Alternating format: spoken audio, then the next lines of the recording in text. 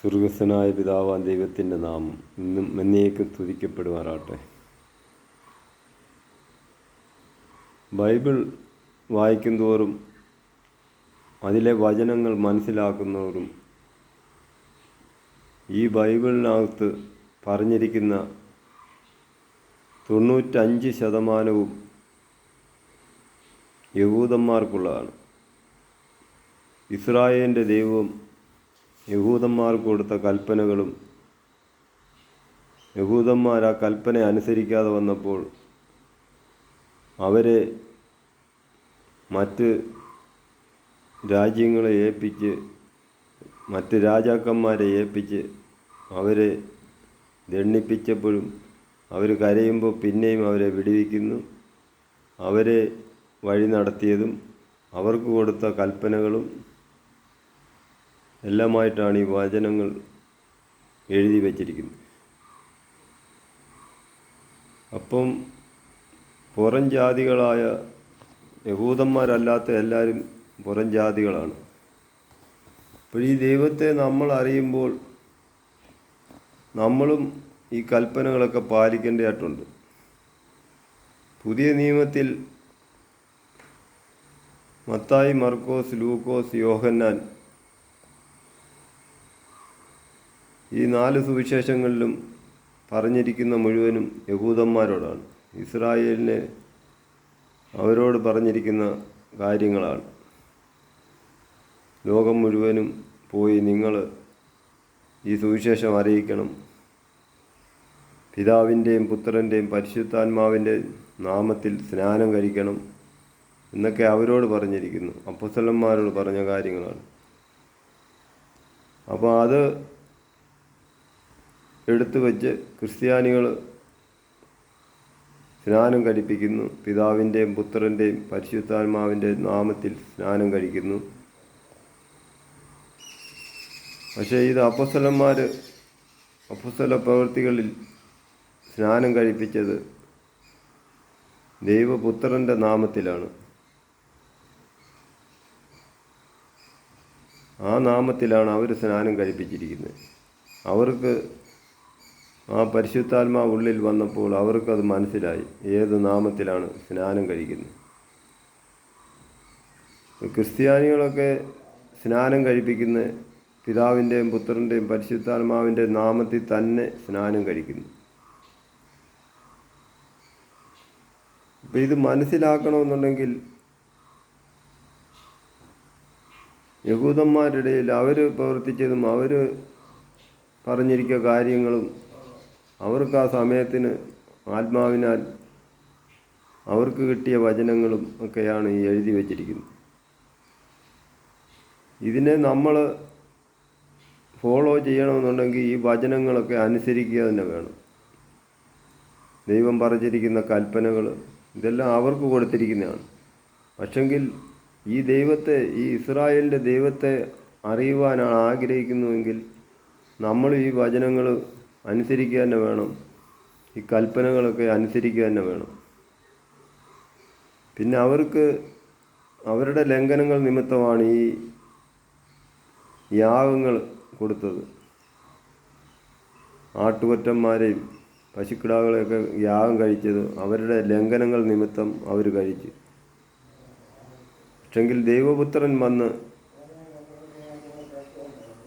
ഒരേ ഒരു യാഗത്താൽ ആ യാഗങ്ങളെല്ലാം നിർത്തലാക്കി. ക്രൂശിന്മേൽ ആ ഒരു യാഗത്താൽ ദൈവപുത്രൻ യാഗങ്ങൾ നിർത്തലാക്കിയതുകൊണ്ട് ഇനിയൊരു യാഗത്തിൻ്റെ ആവശ്യമില്ല. നമ്മൾ ജാതികളായിട്ടുള്ള നമ്മൾ ആ ഇസ്രായേലിൻ്റെ ദൈവത്തെ അറിയുമ്പോൾ ആ ദൈവപുത്രനോട് നമുക്ക് ലഭിച്ചിരിക്കുന്ന ആ ഒരു അവകാശം, ആ ഒരു പദവി, യഹൂദ ഗോത്രത്തിലൂടെ നമുക്ക് കിട്ടിയിരിക്കുന്ന ആ പദവി, നമ്മളും ഈ കൽപ്പനകളൊക്കെ അനുസരിക്കേണ്ടതായിട്ടുണ്ട്. നമുക്ക് കൈകൊണ്ടല്ലാത്ത പരിച്ഛേദന ദൈവപുത്രനിലൂടെ നമുക്ക് കിട്ടി. നേരത്തെ നമ്മൾ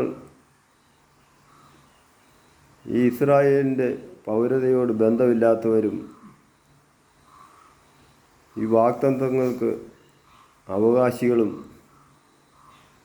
ലോകത്തിൽ ദൈവമില്ലാത്തവരുമൊക്കെ ആയിരുന്നു. പക്ഷെങ്കിൽ നമ്മൾ ഈ ഇസ്രായേലിൻ്റെ ദൈവത്തെ അറിയണം എന്ന്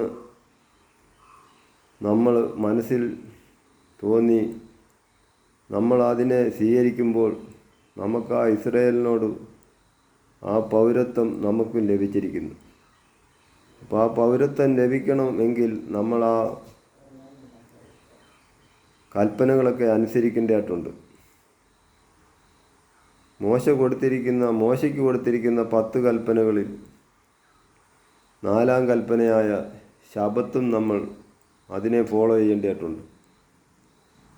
ഈ ശബത്തിനെ ഫോളോ ചെയ്യുന്നവർക്കാണ് കർത്താവിൻ്റെ വരവെങ്കിൽ എടുക്കപ്പെടുവാൻ സാധിക്കുകയുള്ളൂ. എബ്രായ ലേഖനത്തിനകത്ത് എഴുതി വച്ചിട്ടുണ്ട്. 4-ാം അധ്യായം വായിച്ചു കഴിയുമ്പോൾ മനസ്സിലാവും. ഈ ശബത്തെന്ന ഈ സ്വസ്ഥത ഇതിൽ പ്രവേശിക്കണം.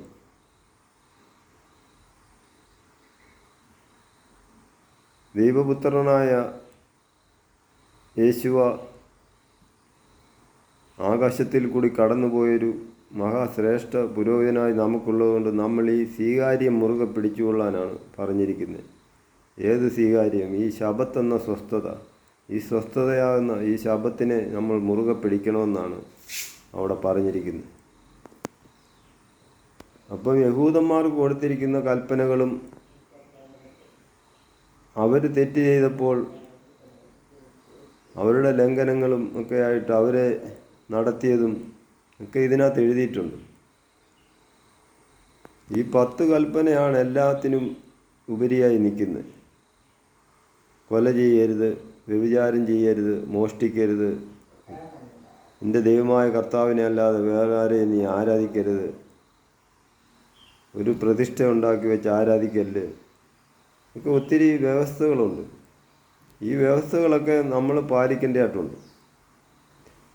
ഈ കൽപ്പനകൾ നമ്മൾ അനുസരിക്കേണ്ടതായിട്ടുണ്ട്. ഇസ്രായേലിൻ്റെ ദൈവത്തെയാണ് വിളിക്കുന്നതെങ്കിൽ നമ്മൾ ഈ കൽപ്പനകളൊക്കെ നമ്മളും അനുസരിക്കണം. കാര്യം യഹൂദന്മാർ എവിടെ പോയാലും അവർ ഈ ശബാത്തിനെ ഫോളോ ചെയ്യുന്നുണ്ട്. ഈ സ്വസ്ഥത ദിവസം, ശനിയാഴ്ച ദിവസമാണ് ആ ആരാധന അവർക്കുള്ളത്. അവർക്കറിയാം ദൈവം അവരുടെ ഉള്ളിലാണ് ഈ വചനങ്ങളും ഇതെല്ലാം കൊടുത്തിരിക്കുന്നത്. അവരുടെ ഇടയിൽ നിന്നുമാണ് ഈ സകല വചനങ്ങളും വന്നിരിക്കുന്നത്. ദൈവത്തിൻ്റെ ആത്മാവിനാൽ എഴുതിയിരിക്കുന്ന വചനങ്ങൾ അവർക്കാണ് വെളിപ്പെട്ട് കിട്ടിയത്. അവരെയാണ് വഴി നടത്തിക്കൊണ്ടിരിക്കുന്നത്. അപ്പം നമ്മൾ ആ വചനങ്ങളൊക്കെ നമ്മളും സ്വീകരിക്കുമ്പോൾ ദൈവത്തെ നമുക്ക് വേണം എങ്കിൽ, ആ ദൈവത്തെയാണ് നമ്മൾ അറിയണം എങ്കിൽ, നമ്മൾ ആഗ്രഹിക്കുന്നെങ്കിൽ നമ്മൾ ഈ കൽപ്പനകളൊക്കെ അനുസരിക്കണം. നമ്മൾ ആ ഇസ്രായേലിനോട് ഒട്ടിച്ചേർന്ന് കാട്ടിലുവായ നമ്മെ എടുത്ത് നാട്ടിൽ ഒട്ടിച്ചു. അപ്പം നമ്മളും ആ ഇസ്രായേലിനോട് പറ്റിച്ചേരുന്ന ആ പൗരത്വത്തിൻ്റെ അവകാശിയായി. ആ പൗരത്വം നമുക്ക് ലഭിച്ചു. ഇല്ലെങ്കിൽ നമ്മൾ ഈ ലോകത്തൊരു ദൈവമുണ്ട്. ആ ദൈവത്തെയാണോ ആരാധിക്കുന്നതെന്ന് നമ്മുടെ ഹൃദയങ്ങളെ പരിശോധിച്ച് നോക്കുക. റോമാക്കാരാണ് ഈ ദൈവപുത്രനെ ക്രൂശിച്ചതും. റോമാക്കാരാണ് ഒരു ദൈവത്തിൻ്റെ കൽപ്പനകളൊക്കെ മാറ്റി, ദിവസങ്ങളും മാറ്റി. കോൺസ്റ്റന്റ് ചക്രവർത്തിയുടെ കാലഘട്ടത്തിലൊക്കെയാണ് ഈ പേരുകളും ദിവസങ്ങളും ഒക്കെ മാറ്റിയിരിക്കുന്നത്. അത് മനസ്സിലാക്കണമെന്നുണ്ടെങ്കിൽ ഇപ്പോഴും നമ്മൾ ആ യഹൂദന്മാരെ നോക്കിയാൽ മതി. അവരുടെ ആചാരങ്ങളും ക്രിസ്ത്യാനികളുടെ ആചാരങ്ങളുമായിട്ടൊക്കെ ഒത്തിരി വ്യത്യാസങ്ങളാണ്. പേരുകളും ദിവസങ്ങളും ഒക്കെ മാറ്റിയിരിക്കുകയാണ്. ഇതെല്ലാം പിശാചിൻ്റെ തന്ത്രങ്ങളാണ്. ഇത് മനസ്സിലാക്കണമെന്നുണ്ടെങ്കിൽ ദൈവത്തിൻ്റെ ആത്മാവ് ഉള്ളിൽ പ്രവർത്തിക്കണം. അല്ലാതെ നമ്മളിങ്ങനെ 24 മണിക്കൂറും പ്രാർത്ഥിച്ചുകൊണ്ട് നടന്നിട്ട് കാര്യമില്ല. ദൈവത്തിൻ്റെ വചനങ്ങൾ വായിക്കുമ്പോൾ